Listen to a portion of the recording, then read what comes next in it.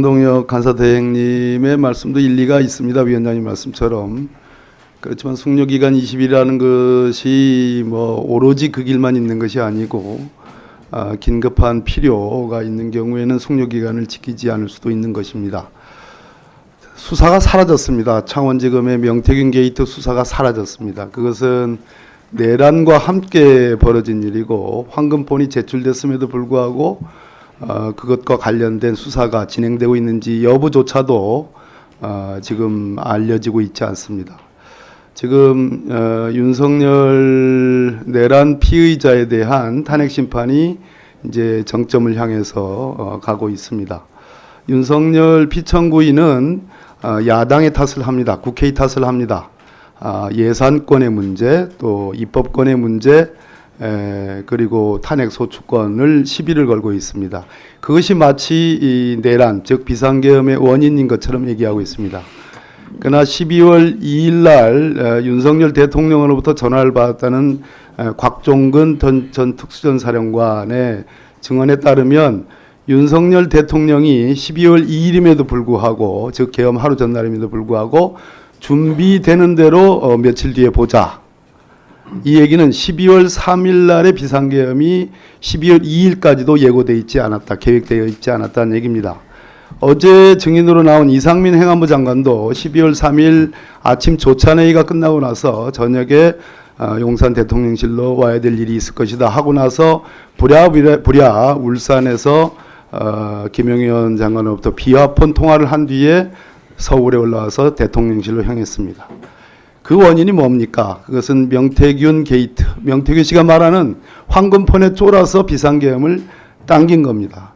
그러면 이 비상계엄, 내란의 원인 행위를 따지는 데 있어서 가장 중요한 것, 과연 야당과 국회 때문인지 아니면 명태균 황금폰 때문인지를 밝히는 것은 매우 이 내란을 극복하는 데 매우 시급한 일이고 필요한 일이라고 저는 생각을 합니다. 그런 측면에서 숙려기간은 따르지 못했지만 긴급한 필요와 긴급한 사유가 있기 때문에 이 명태균 특검법은 심의가 되고 통과가 돼야 되겠다 하는 말씀을 위원장님께 드립니다. 네, 박봉계 간사님 의사진행 발언 잘 들었고요. 저는 명태균 특검법의 종착역이 어디가 될지는 저는 잘 모르겠습니다. 그것이 내란의 끝과 시작과 어떤 관계가 있는지 지금 아무도 모릅니다.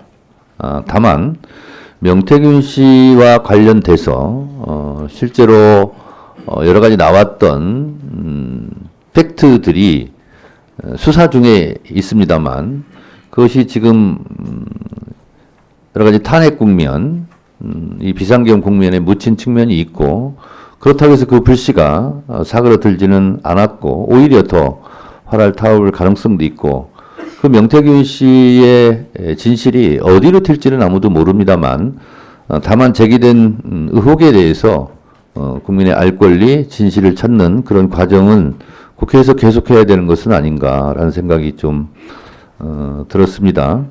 그래서 명태균 씨의 이 진실이 탄핵, 내란, 비상계엄과 어떤 연관성이 있는지는 국민들이 그냥 의심을 하고 있는 건데 과연 어느 정도인지는 모르는 일이고 또 그것과 별개로 실제로 명태균 씨를 둘러싼 여러 가지 의혹들이 해소되는 것은 마땅하다.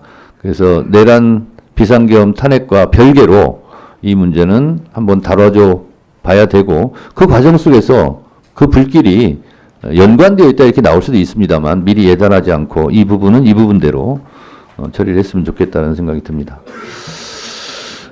양쪽의 간사들의 의사진행 발언이 있기 때문에 더 이상 의사진행 발언은 불필요하다고 생각돼서 국회법에 따라 표결하겠습니다. 표결에 앞서서 회의장에 계신 위원님은 모두 재석 위원수에 포함된다는 점을 말씀드립니다. 그리고 방법은 국회법 제112조 및 제71조 단서에 따라 거수표결로 진행하도록 하겠습니다. 앞으로 충분히 토론할 시간이 있습니다. 그때 하시면 됩니다. 스스로 토론을 거부하지 마시고 좀 이따가 토론회 할 때 다시 들어오도록 하세요. 먼저 찬성하는 의원님은 손을 들어주시기 바랍니다. 내려주십시오. 반대하는 의원님 손을 들어주시기 바랍니다. 내려주십시오.